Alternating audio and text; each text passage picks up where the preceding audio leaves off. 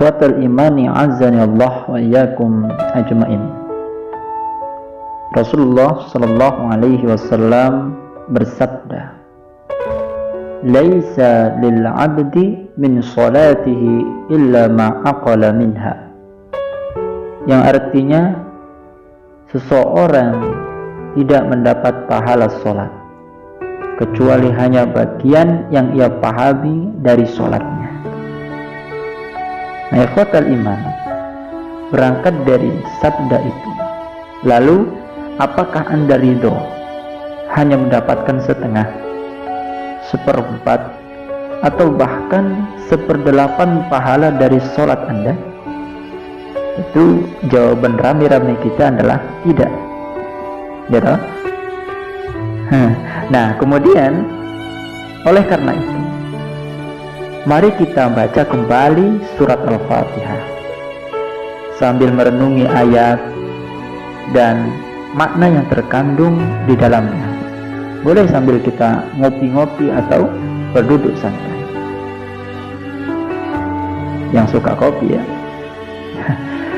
Nah, ikhwatal iman a'azzani Allah, jika suatu saat Anda sholat dan merasa tidak khusyuk gitu dalam sholatnya, maka ketahuilah bahwa ada nikmat Allah yang belum Anda ingat. Andai kata Anda mengetahui cara mengucapkan Alhamdulillah dengan baik, pasti akan mengingat nikmat Allah dan akan meraih kekhusyuan dalam sholat Anda. Maka gunakan setiap rakaat sholat untuk mengingat nikmat Allah dan mensyukurinya, mulai dari nikmat Islam, iman, sampai dengan nikmat Al-Quran. Nah, dari nikmat diutusnya Nabi Sallallahu Alaihi Wasallam sampai dengan nikmat harta yang kita miliki, nikmat sehat, nikmat pandangan, betapa banyak orang tak bisa memandang, dan nikmat pendengaran. Allah Subhanahu wa taala berkata di dalam Al-Qur'an surat An-Nahl ayat ke-18, "Wa in ta'uddu ni'matallahi la tuhsuha. Innallaha laghafurur rahim." Wa in ta'uddu ni'matallah, jikalah engkau, Anda dan kita semua berkehendak ingin menghitung nikmat Allah, la tuhsuha, niscaya kalian, Anda dan kita semua tak akan bisa menentukan jumlahnya. Innallaha laghafurur rahim, sesungguhnya Allah benar-benar Maha Pengampun lagi Maha Penyayang.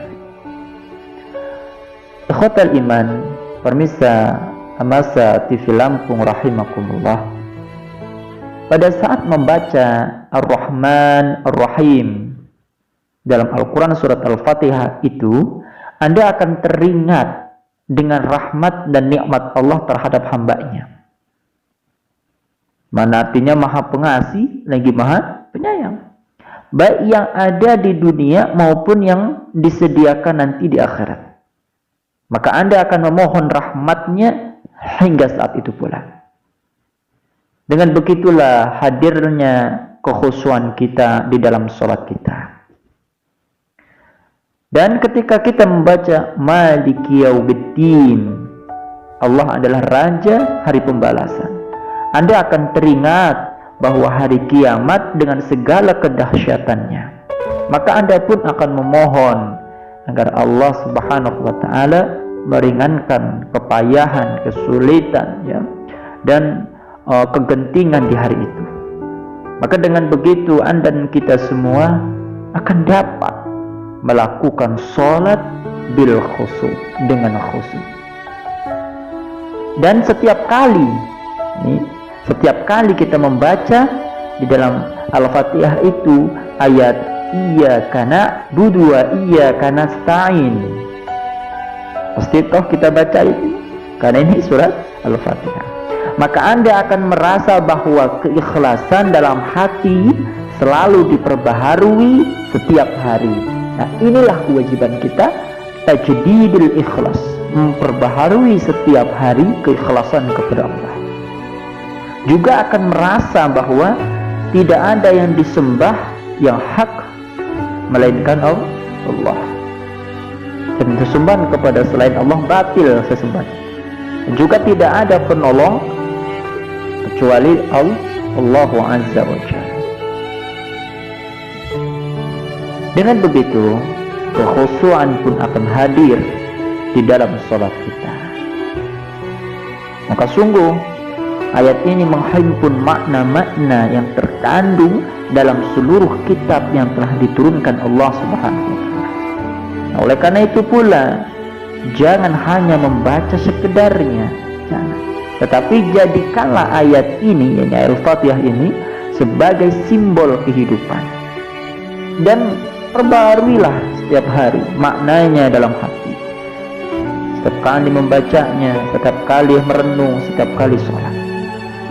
Maka ketika kita melewati sebuah ayat dalam Al-Fatihah itu, ihdinas siratal mustaqim, apa yang kita renungkan, apa yang kita tadabburi, maka Anda akan menyadari bahwa tiada yang dapat membimbing, mentarbiyah, dan meneguhkan langkah pada jalan mencapai kebahagiaan dunia kecuali datangnya dari Allah.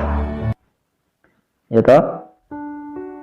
Ya. Nah, kemudian juga tiada yang dapat membimbing kita, mengarahkan kita, dan mengokohkan langkah dalam perjalanan kita di dunia ini menuju akhirat illallah, kecuali Allah Subhanahu wa Ta'ala.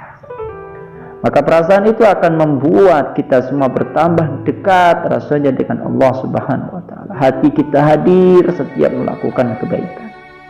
Nah, semakin besar harapan kita untuk mendapatkan rahmatnya, rahmat Allah, dan semakin kuat rasa takut, khauf akan siksanya, ya, harap dan takut, roja dan khauf.